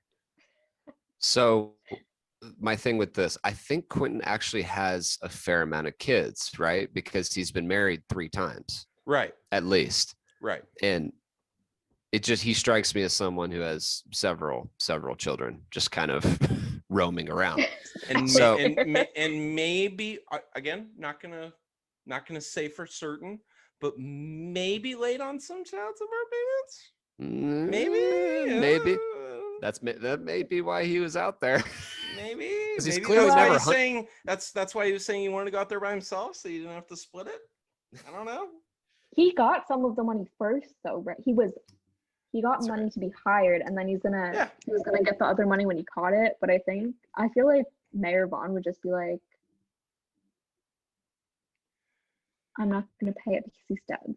Yeah, no, Not Mayor gonna Vaughn, pay it for there ain't no Mayor way in Vaughn was hell. like, nah. There ain't no way in hell, Mayor Vaughn. He's got to pay the on-demand painters. He's not going to be paying Mm-mm. out to the estate. There's no way in hell. Or he'd rather pay. He's the kind of guy that would rather pay a defense attorney, like triple the amount of money, than it would be to just pay out some citizen who died for him. So I know that we're not going to do the Spielberg stuff today, but I have to say this being his second like official big time movie, what makes this movie so cool is that there's so much ambition in it that you just wouldn't do if you were an experienced. Like this movie could not have been created by a seasoned director who'd been doing it for 30 years. You needed somebody who was like, you know what we're gonna do? We're gonna go film in the fucking ocean. You know how incredible this movie would look if they filmed it in the volume that they filmed The Mandalorian in? Like, just like I don't know. It would just be so awesome. But it would, but it feels so true to life. Like the ocean shots on the boat and stuff. It's like they're amazing. That's the ocean. Like that's exactly what it looks like from overhead. So it's so the whole movie's so authentic. Other than like the shark, shark. Other than that, other than the one obvious thing for 1970s, that's pretty solid. Yeah, that's what I think so as well. I recently saw something that Richard Dreyfuss said, oh well, like they should re-edit it with a CGI shark and then the movie will be so much better. And I was like, absolutely no one wants to see that. It's gonna look out of place. That's so weird. Yeah, so we're gonna open up seeing a typewriter, and then we're gonna see an actual CGI'd shark. Like, all right, yeah, like you could put it in more places to it. I'm like, part of the reason it's good is because like the shark just doesn't exist for half the movie. Yeah, I mean, even like I don't know if the scene where they're all drunk talking together is in the book or not, but I couldn't want to tell you. That's a scene that like I think most people would just look at and cut it out. They'd be like, what's the point to any of this? But it's the most famous thing that other than you're going to need a bigger boat. That's probably the most famous scene that comes out is just these drunk dudes like swapping war stories and showing scars and singing. Like it's an incredible 8 minutes that I just don't think you would do if you like had all these preconceived notions in your head. So this is young Spielberg, which is, as Tony knows, probably my favorite version. The last 20 years have been a little rough for my guy. They've been real rough. Like Ready Player One, that's a like LeBron finals against the Mavs type of stain on his legacy. Like that movie was terrible. There's been some rough ones, but I mean, when you go back and you see stuff like this, not a big Hugo fan. Yeah, it was all right, but it's just you go back and you see this, it's like, oh, this really was like one of the greatest people to ever do this. Like when you go back and watch some of this stuff. He was also like the first, basically everything in this movie, like you would not be able to get any like summer blockbuster. Like, I mean, there's a ton of like ripoffs now of Jaws, but it's like Steven Spielberg would never have made Jurassic Park if he never made Jaws. Nope. Like, it's iconic. He would have had the juice to do basically anything that he did after if he didn't make this movie. This was the one. See, he didn't have juice. He had sauce, which for the listeners that know the difference, they can go ahead and comment on Tim's IG and all that stuff. No, Steven Spielberg's a guy with sauce. Come on. He does. He definitely had the sauce after this. I can't even remember what his next movie was that he did, but I mean, just after this, he's making $100 million movies basically for the rest of his life. Close Encounters of the Third Kind. I was just gonna say. That was also. When did he make E.T.? 82. 90s. Oh, 80. Wow, it was way off. 80. And anyways. He made the first Indiana Jones before, at least the first Indiana Jones before E.T. because the woman he wrote E.T. with was like Harrison Ford's wife at the time or something. Or like she was on the set of Indiana Jones and they wrote E.T. together. Wife at the time is the correct way to say that. Not Kate Capshaw, that's Steven Spielberg's wife. I don't know who Harrison Ford's married to. I'm pretty sure he's had plenty. So, you know, he's been married we could just start throwing out some names. I'm sure we'll get it right at some point. But who, and by the way, someone that's on our Kevin Costner list for damn certain. But so Tim, who, if you could pick anybody to be in this movie, who would it be? See, that's tough because for most of the movie, I'd want to be the shark just fucking stuff up. But obviously he blows up, so that's a no-go for me. Honestly, Brody's a pretty good pick. Like you see his house, he seems to have a pretty good family life. He seems pretty well off. Then I'm about to give a weird answer that's going to make you feel great. I was going to pick Brody's wife. So there we go. Well, there you go. In this fake There we world, go. we're married to each other. There we go. And I cannot wait to hear the millions of jokes that come from that. Sam, who would you be in this movie? I think I'd be Quinn. Everything he does is like total fucking nonsense. You just be like, I got good. this. Even I may have never hunted a shark before in my life to Yeah. anybody's knowledge, but I got You're, this shit. I and feel like at fully some knowing point- how he dies, like that, you're good with that?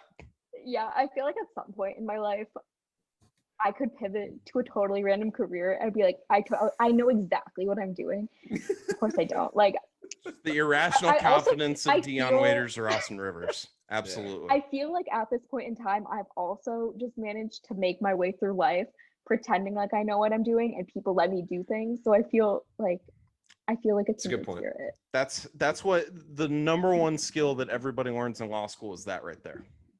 Yeah, like people let me like tell people below me what to do, and I'm like, I don't know why. Yeah. I'm I know. not qualified to tell anyone anything. Yeah, I'm not like qualified for oh, anything. you're in law school, so you must know all this stuff. I don't know shit, but I'll tell you that I can figure it out. The only thing I know how to do is make a mocha. A mocha latte. That's the only thing I feel confident. which is a I've gotten very really solid good at that. skill. Yeah, that's Yeah. a very solid skill. So okay, so those are some good answers. Tim, what's your, and I'll explain to Sam, or no, I'll do it this way. Tim, what's your limbo lesson for this movie? And Sam, a limbo lesson was brought on, or it was introduced to us by another guest that we had on when we were talking about Inception. And so it was like, what lesson are you going to bring from this movie? And the joke was that, you know, how in like Groundhog Day, you have to do some good things in order to get out of the cycle. So like, you know, what's the lesson that you learned? I'll let you think on that. Tim, what was yours? It's very, very simple. The lesson from this movie is register and go out to fucking vote. Oh, okay. I thought you were gonna say register your firearms or something, because his No. our firearm is No. definitely not registered. No, go out and fucking vote so that morons like this mayor are not in charge of shit anymore. So my lesson is, if you had the tooth at one point, make sure you bring it back. That's a good point. Don't drop it.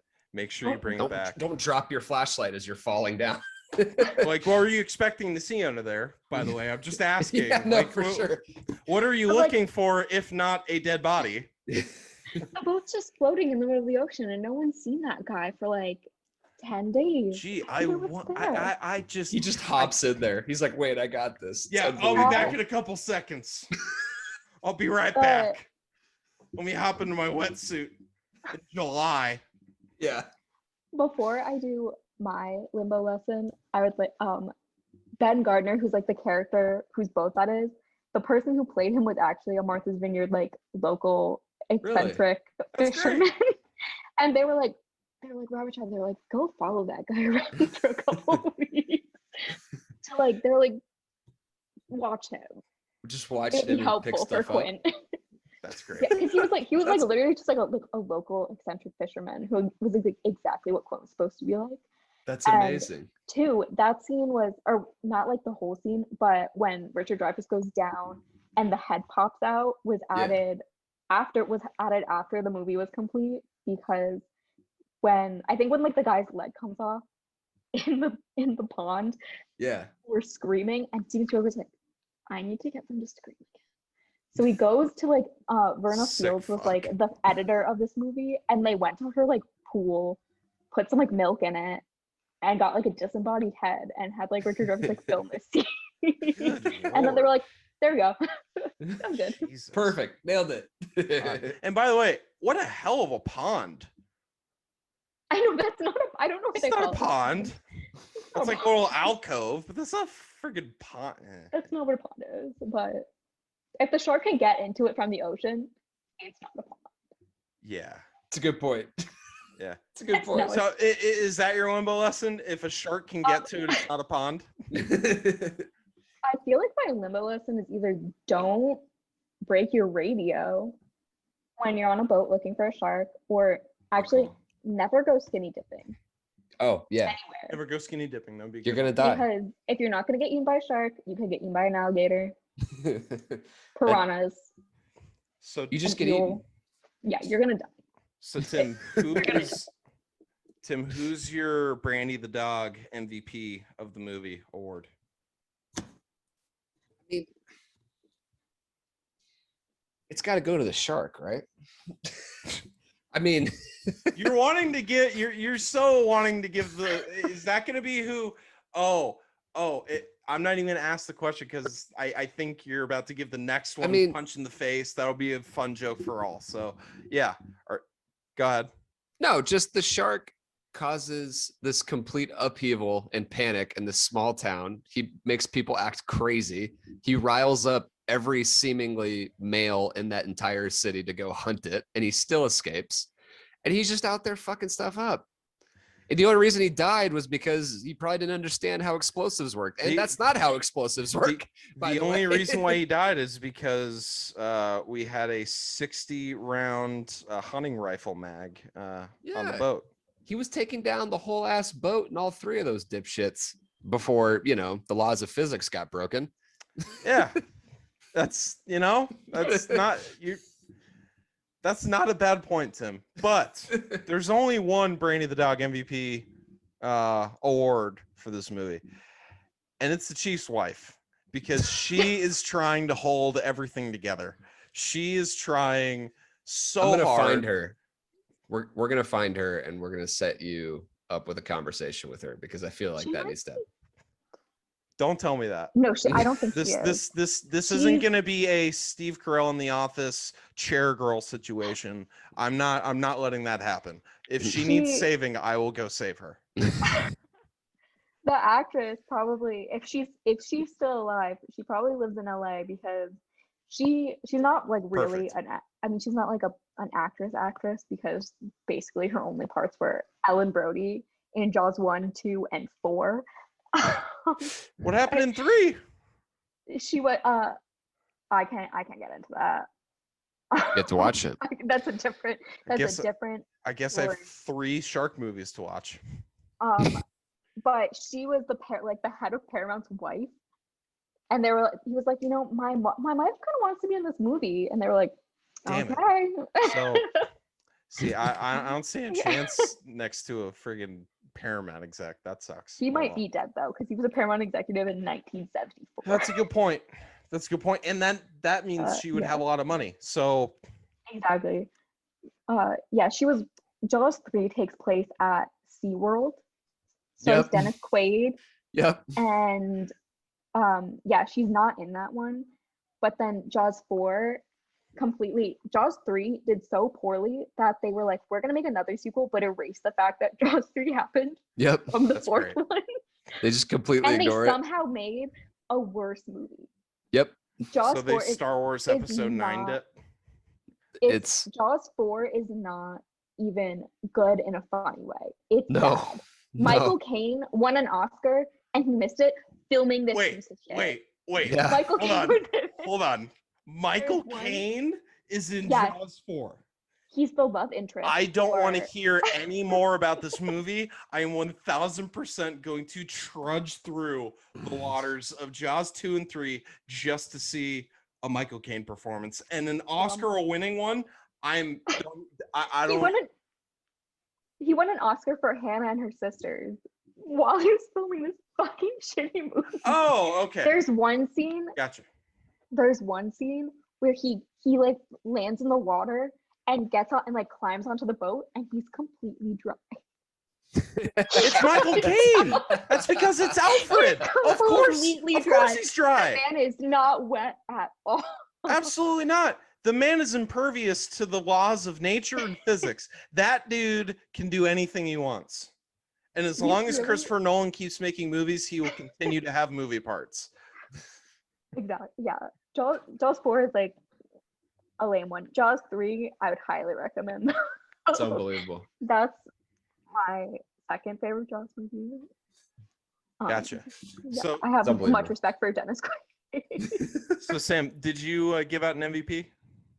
I'm gonna give it to Brody's car. his car. I like that. That's great. That's great because that might have been wouldn't the be able high to point get of the entire anywhere. movie. It's gorgeous. Like, see, he's probably in a good mood all the rest of the time. And when he gets back from killing a shark in the ocean, he can just drive around, feel the Absolutely. wind in his hair, and relax again. And drive through Amity, which, if you didn't Yeah. know, means Gorgeous friends. place. So It's friendship. That's right. friendship, yeah. So It means friendship and love. Tim, I believe it's time. My favorite part. This is time for the Ted Cruz Go Fuck Yourself Award. If there's one character in this movie that you could punch in the face, who would it be? I've already talked about it. It's not even close. And I have more to say, but all I'm going to say for right now is Mayor Vaughn. Tim. So here's the thing. In an effort, because I think the obvious choice is Mayor Vaughn because of what we just went through And I over will the last cover it, year so plus. be creative. Give I will. the people good content, Tim. Over the past year and a half, he embodies everything that has driven me fucking nuts. So Absolutely. my choice, though, Quint. Oh, Sorry. Okay. Quint. Get your shit together. Okay. His organs. Yeah, literally. Get your shit together. No, I'm because talking they about are beforehand. strewn about the ocean now. I don't know what kind of financial difficulty you're going through, my guy, and why you're out here hopping from Crushing. town to town, offering to hunt sharks for people. Seems like a weird profession, He's but like Harrison Ford's character in American Graffiti. He's He's just going exactly- from town to town. yeah, because he's not from there, right? Because nobody knows him, and presumably they know everybody there. Now the So- first He's got, like, time an- they meet him is just Mm. He has an Irish accent. Wait, does he have is that an Irish accent? He is Irish. So Yeah. it's like you could tell he's not even supposed to be from there. He's just like some random mysterious like wizard guy who shows like I up. like I to said. wreak havoc on he's people's built- lives. He's Billy Crudup from the morning show. He's acting in a different show. He's on his own plane, and that's because he's drunk the entire time. And Absolutely. so is his character, because there's not one single time where I'm like, oh wow, that's a really smart way to catch a And- catch a shark. And we don't see them do two things. We do see them drink alcohol. We do not see them drink water, and we do not see Wow. them eat. You see Hooper eat that one time. Do we? Yeah, because he comes in Oh, for dinner. yeah. That's right. Plate. That's right. But my guy Chief, he hasn't taken anything in except for wine. That's it. I mean, it's a little. And he's just walking around that boat, just holding it. So he's not Oh, even Hooper pouring eats glass. later too. He eats pretzels when he's like, "Let's go into the water at midnight." that's right. He's like, "You want a pretzel?" He's eating pretzels. Okay, so Richard Dreyfuss might have something to soak up the alcohol, but we know the Chief doesn't. And maybe that's why the Chief can't shoot. Who knows? Who knows? Didn't think about that. Good point. So, Sam, who is your Ted Cruz Award winner? I'm gonna give it to Hooper because sometimes he pisses me off. Really? Like, first of all, why does he show up and eat Brody's dinner? Like, that's He just That's takes it. so weird. that is a dick move.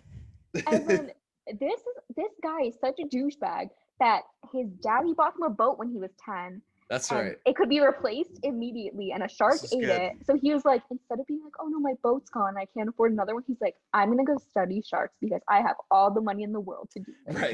Because just- I can he's like, decide to I- do something that doesn't make money. Yeah, Right. He wears vineyard vines, Absolutely. or at least he did wear vineyard vines, and now he's in his like hipstery phase. Like, I don't have money. I don't He's have playing money, marine but I do." biologist. Yeah. Yeah. Right. And he's still stealing other people's Yeah. food instead of just, So- picking something up. I'm no hate to Richard Dreyfuss, and I like his character sometimes, but out of I the wouldn't wanna main hang out with three, him. at least, out of the main three, at least, he's definitely like a third, like distant third. Which, by the way, Tim, is this the first time that we've done a movie that has the same actor in it? I don't know if we've reviewed a movie that Oh, has the with same two actor in it Dreyfusses? twice. Yeah. I don't know. I'd have to go through it. There's so many Both voices. are equally as poorly written movies, No, stop. but both are equally as successful. You stop. Wait, what was the other? American Graffiti. Oh, American Graffiti is actively bad. It's the writing It's is trying to be bad. the writing is George Lucas just being absolutely just yeah. I in the thought prime many of bad years writing. ago. I like went through a time where I was like, I need to watch movies with Ron Howard in them. So I saw. I could not tell you one thing that happened in it other than Harrison Ford was there. Yep. And that's really all that happens in the movie. Yep. So Tim, and I'm gonna give you and Sam a second to rev up for this because I'm pretty sure you guys are both gonna give a no. The second question of the Ted Cruz Award is: would you rather punch Ted Cruz in the face or your award recipient? Now, my hatred for Ted Cruz is never ending. It is as though it is a never ending fountain of hatred. Yeah. Right. It is not to be taken lightly how much I dislike the man and how most people, including members of his own party And family. and his section mates that all tried to, may or may not have tried to, get him severely hurt at some point during law school. But that's, that's just a little side story that I read on not a major publication. So, but in my head canon, it happened. But this is going to be the first time where I'd actually rather punch the character in the movie than punch Ted Cruz. Because here's the thing. Ted Cruz is an extension of the person who's making poor decisions. He's enabling, but he's not the one that's actively doing it. This mayor saw two children Well, die. allegedly, right? Saw two children die. The only point that this shit stain gives half a fuck about it, my child was there. And I was there, more importantly. Right. That is the only thing. And even then, we are talking about fucking optics and we're talking about billboards. Only then does he care half a shit. This dude, this is who Hillary Clinton was talking about. He is the basket of deplorables. He's the whole basket of He is the deplorables whole in one. fucking basket. He is a absolutely miserable human being that Yes. I would take such joy in getting all. I would bulk for years before, Just for the chance to punch him right in the face.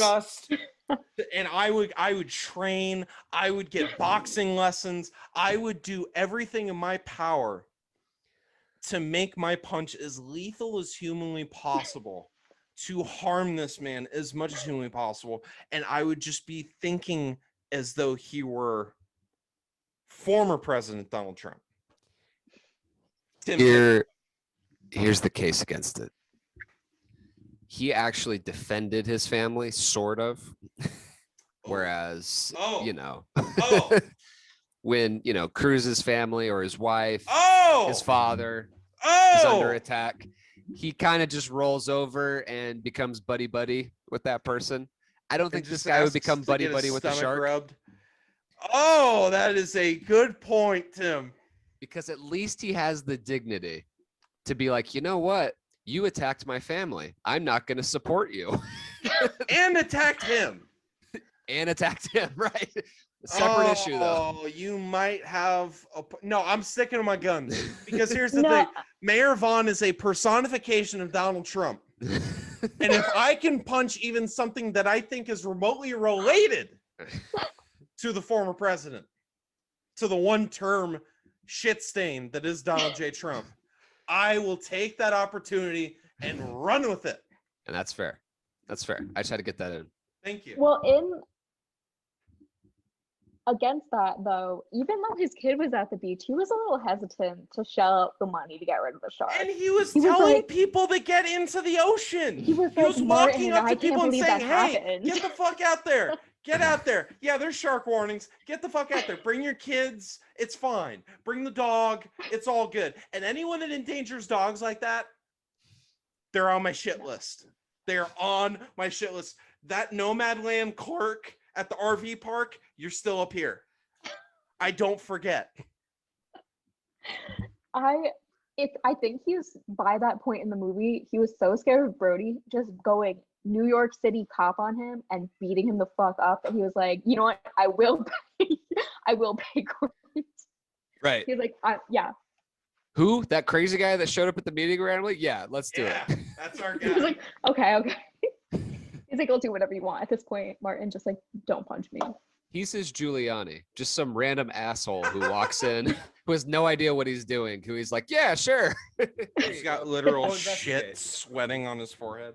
Yeah, go investigate. So does anyone else have any more thoughts to this movie? Because I don't. I was utterly shocked that this is one of the most Tony. popular Tony. movies in American cinema, because I tell you what, it is unintentionally funny, and that's why I enjoyed it. I know that's not what Steven Spielberg was going for. I enjoyed it as like as a joke in and of itself, and the serious parts fell short, except for the mom. The mom coming in after the funeral. Props to her, props to the writer, props to Steven Spielberg. And Tim just said, terrible take. No, it's not. I could have written this movie. Apparently they had so many issues on production that they just stopped giving a shit about trying to make a good movie. They also were like they rewrote it like during I can filming, tell. I think. I can tell. There was the guy who wrote it, actually, he's in the movie. You might need to get a new co-host, Tim, because I might get killed by the Jaws mob, but we'll see. Because here's the thing. I have been called many things in my life. A liar is not one of them.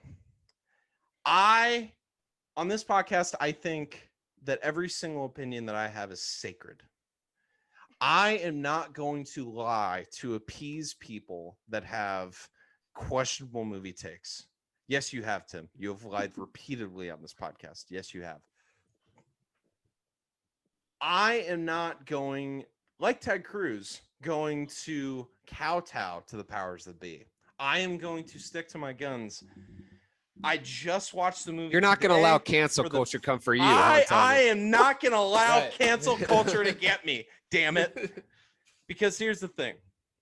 I just watched it for the first time in my entire life just a couple hours ago. And the entire movie, I was sitting here waiting for it to get good. And it never did. So the last That's question just- that I always ask is, did you enjoy the movie? I enjoyed the movie because it was funny, but not because it was good. Jaws is funny, but it's also just good. I mean, if That's you fine. enjoy seeing Most people people disagree with me. get eaten That's by fine. a shark, it's pretty funny. Quint getting eaten by the shark is like kind of hilarious. It's But- absolutely hilarious. I was dying, literally, as he was. It's like on the TV right now. Like the It's blood great. gushing out of his mouth. But Oh yeah, where he bites the ketchup packet. It's like Raiders of the Lost Ark level special effects. it's serious and it's good like the first couple times you see it, and then I mean I keep watching it also because it's humorous, but it really has everything. And the beauty of Jaws is that no one could ever remake it No. unless you did everything exactly the same, and it would still suck if you tried to make it again. It would They still tried suck, to- Sam. I couldn't agree more. No, it's amazing now. It would suck if someone tried to make even every single one of the sequels. Some of them have their good moments. I'm a big fan Yes. of Jaws 3D. The other two don't really care about. No, there's a 3D. But- Oh my god, I can't wait. Of course, it was in the 80s, dude. Everything was 3D. I can't wait Oh, to if watch you're that. gonna review that movie, I need to be here because Oh yeah, you're our senior Jaws correspondent. That's without a doubt. You, like, benighted. You are. If we talk Jaws, you will come on. where was I going with this? Like every single sequel, it's like you can't do it again because each one was like got more absurd than the last because Yes. sharks keep coming back to the same exact family. Well, that's Things like great. that don't happen. That's great. All right, At you have teased these movies in the perfect way. I am actually going to watch them now. At least with Jurassic Park, when they made others, like they could bring some people back and they already established something totally nonsensical that Right. like you could remake dinosaurs, but in no universe is it make any sense that sharks keep preying on the exact same family They got over a like taste for Agree. that 20 to blood. 30 years. Yeah. Nothing about it makes sense. And then you can't remake it because everything that went totally fucked up in production is what made it so good. Yep. Yeah. There's a bunch of It's a accidents total coming accident. together. The movie is, some might say, one big accident, which Yeah, and which finishes my review of this movie, I think, sufficiently. Does it's anyone else just have? accidentally the greatest movie of all time. I actually It's kind of like the that. second take. greatest movie of all time. It's only behind. Accidentally- What's It's only the behind greatest? Paddington. Behind No. Paddington 2, which, by Yeah, the way, sorry. did you see it doesn't have 100% anymore? Yeah, I it didn't. doesn't, and it is. Oh, actually, Jaws. I'm sorry, Jaws is the third greatest movie of all time because Paddington 2 was just overtaken by, since it got one bad review. The greatest movie of all time is Toy Story 2 now. The greatest movie of all time is Toy Story. Let's go! The greatest movie ever made is Toy Story. And then the second greatest movie ever made is Toy Story 2. And then it's Jaws. And then it's Jaws. We did it, Tim. Here's what I know. Toy Story was not the highest rated movie when we reviewed it. We reviewed it, and mere weeks later, it became the greatest, most well-reviewed movie of all time. I'm not gonna say it got the Tim and Tony podcast bump, but I'm did. gonna say It got the bump. it definitely got the bump. So here's the thing, filmmakers. If you want the Tim and Tony podcast bump, come on. We will talk about the movie.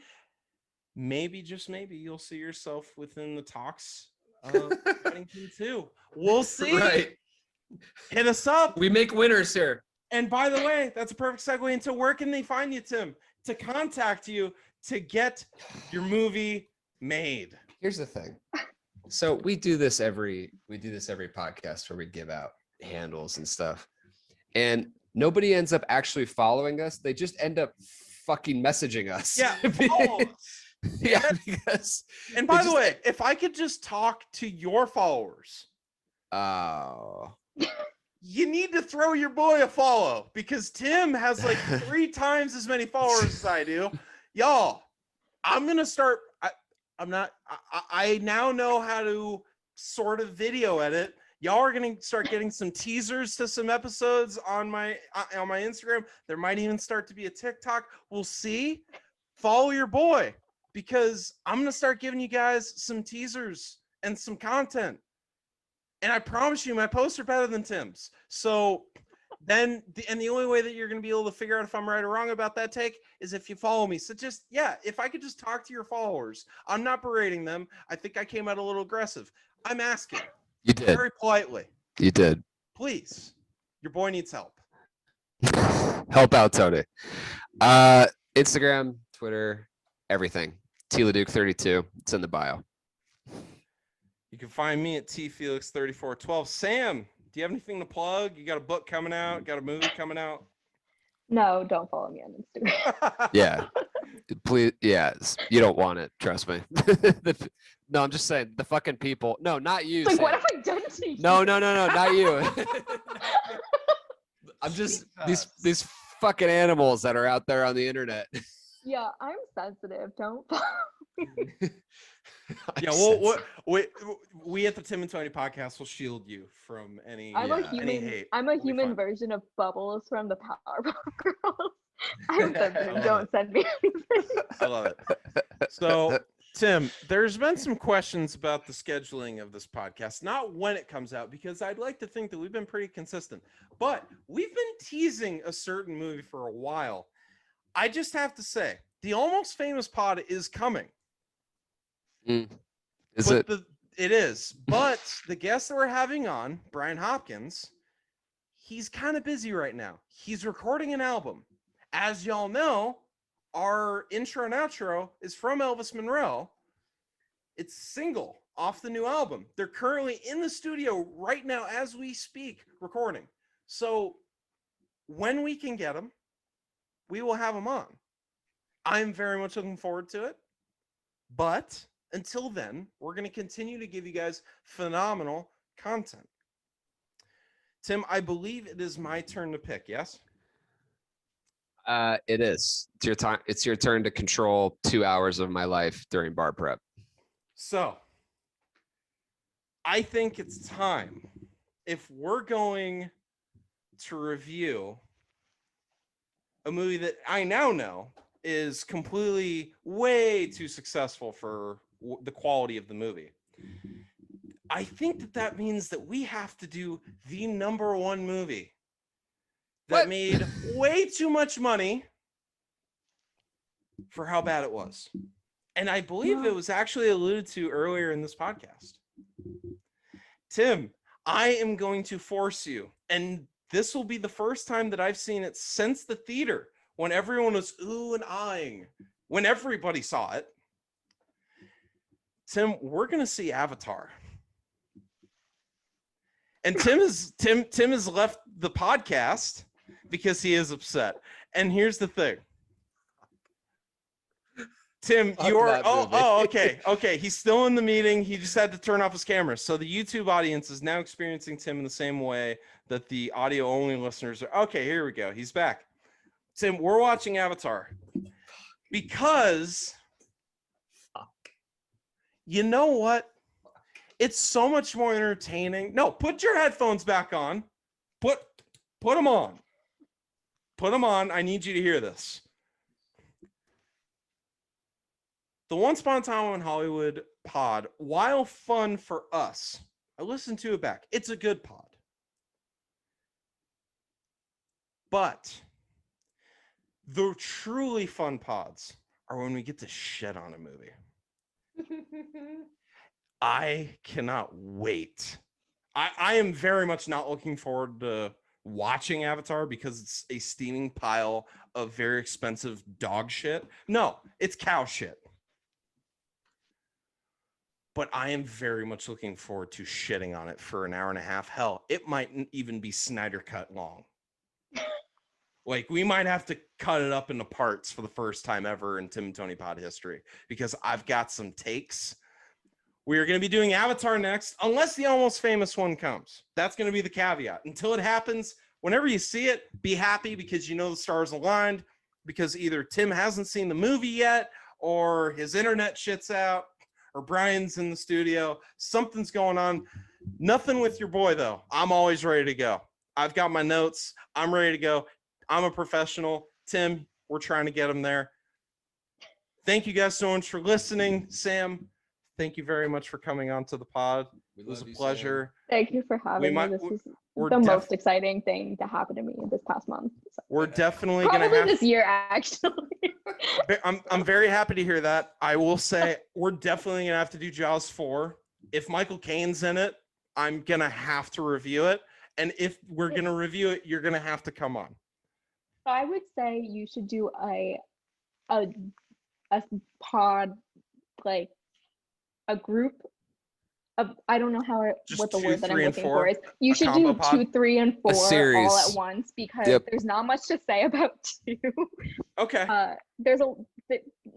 We thought about doing Shark Week. Some good things to talk about. Yeah, you know what? We might that.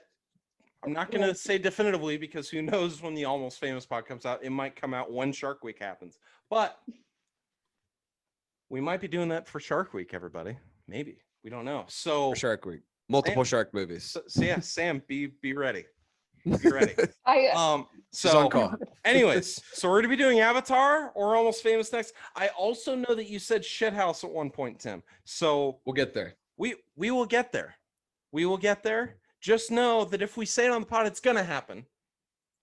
We just don't know when, because we're busy people, especially when we have recording artists coming on the pod. So there we go. Next is probably gonna be Avatar, maybe Almost Famous. And if neither of those, then Shithouse. TANDT 20, TANDT 15. Use them. It's incredible.